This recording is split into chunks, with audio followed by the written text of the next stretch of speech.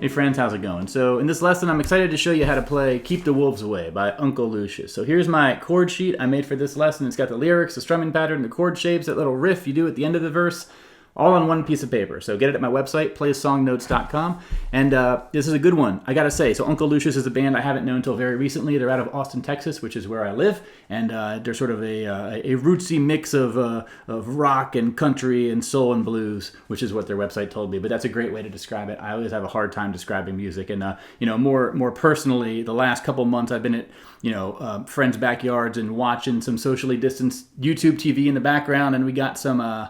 This song came on 2 different times, 2 different houses, and I'm like, hey man, who is that? And learned about this song, and this is a true story that the lead singer of the band tells about how his father was injured working Galveston, Gulf of Mexico, in a plant, and injured but didn't die and hung in there, and now he had to pass the torch to his son to do the job of keeping those wolves away, keeping things running. So I hope you're well wherever you are watching this, and I'm going to teach you this song, and hopefully that does some good for you.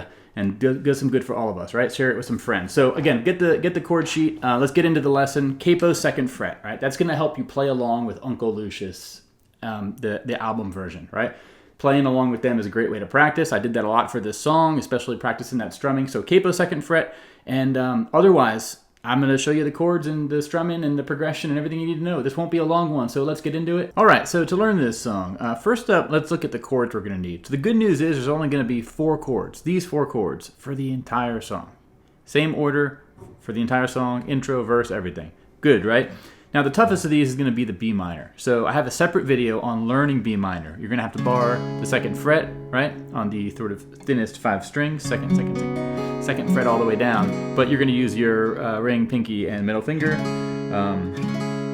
play the 2nd, 3rd, and 4th strings, right? So 2nd, 4th, 4th, 3rd, 2nd. Watch my video if you're having trouble with this chord, and of course you can, if you can't do the bar just yet, you can just play the middle 4 strings. Now, I'm not barring, you can't see this, but with my index finger, I'm not barring.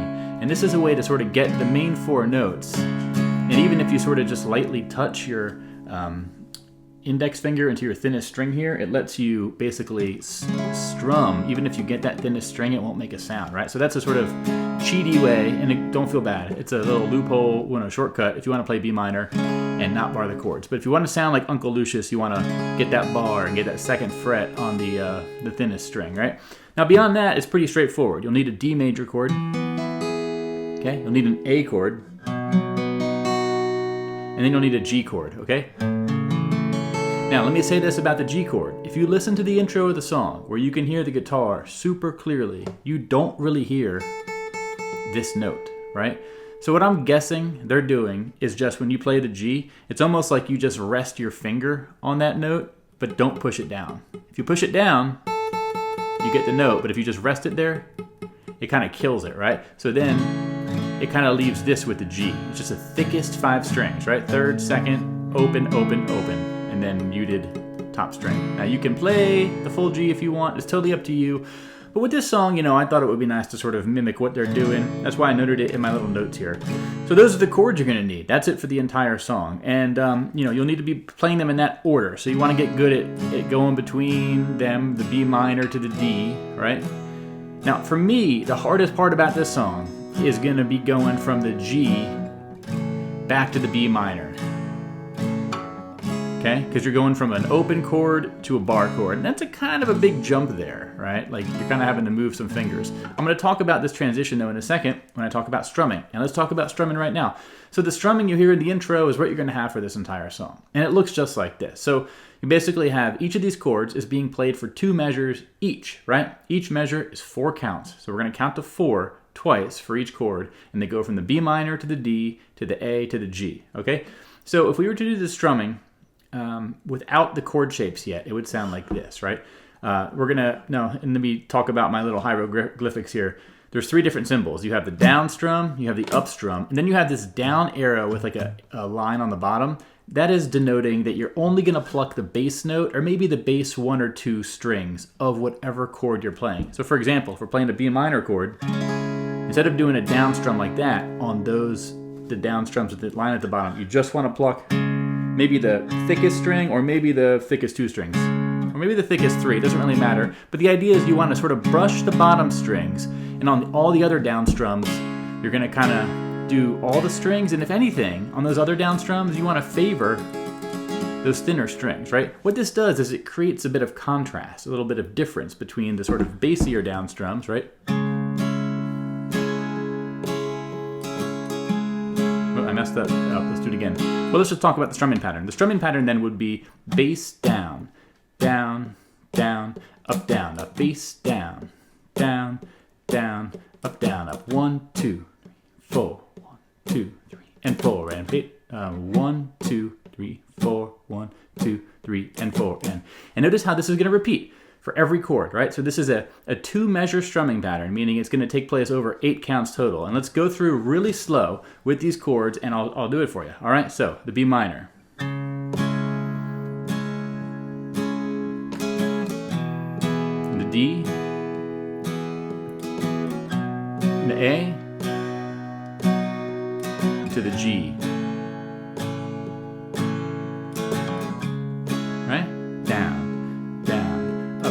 Bass down, down, down, up, bass down, down, down, up, bass down, down, down, up, bass down, down, up. I'll finish this one through, right? Down, down, up, bass down, down, down, up, bass down, down, up.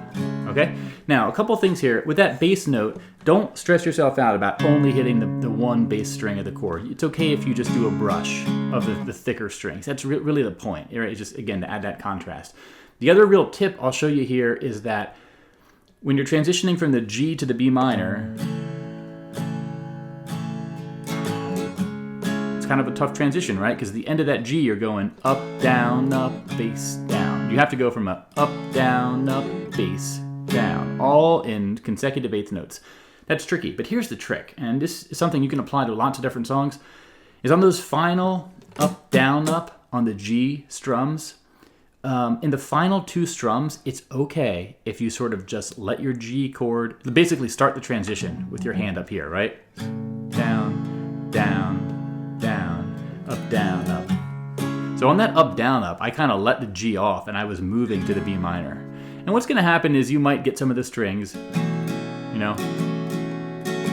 But the good thing is about the G chord is that these middle 3 strings on the 2nd, 3rd, and 4th string, they're all in the G chord anyway. So it's going to kind of sound natural and normal, right? So let's do that whole G. Bass down, down, down, up, bass down, right?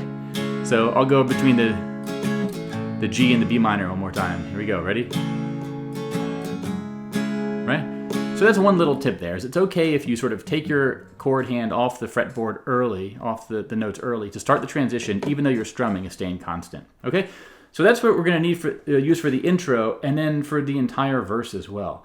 So a couple other things here. At the end of the verse, the very last G, we're just going to play it once and let it ring. Okay? And the lyrics are going to sort of go at the same time, right? So, making overtime to keep the wolves away.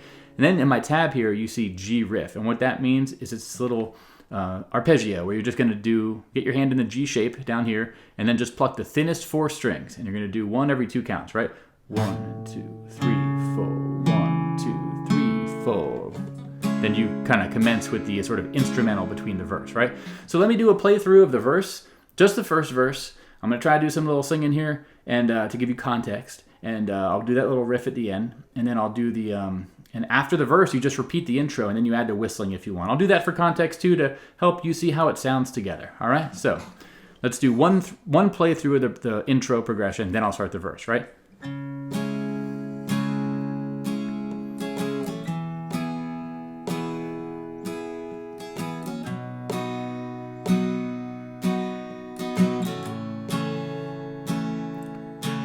Took my first breath where the muddy Brazos spills into the Gulf of Mexico, with skylines colored by chemical plants to put bread on the table for the working man, where the working man does his best to provide safety and shelter for kids and their wives. Give a little bit of love and soul each day, making overtime to keep the wolves away.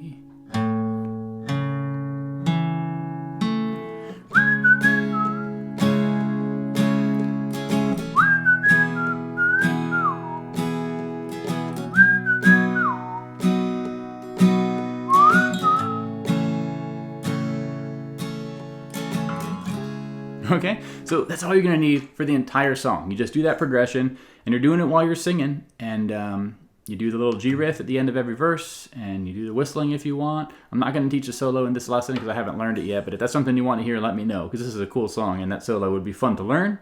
But that's going to be it for this one. So, hey, my friends, again, you can get the PDF once more at my website, playsongnotes.com. It's a one-pager. It's got the lyrics, it's got the strumming pattern, it's got the chords, everything you need to know. It's right there. So it's been a fun one to learn. And if you have any other favorites by Uncle Lucius, let me know, because it's been fun to sort of discover their music and everything. And yeah, so hope you dug this lesson. And check out my other stuff at my website, playsongnotes.com. But with that said, my friends, I'm taking off now. Until next time, have a good one. Bye-bye.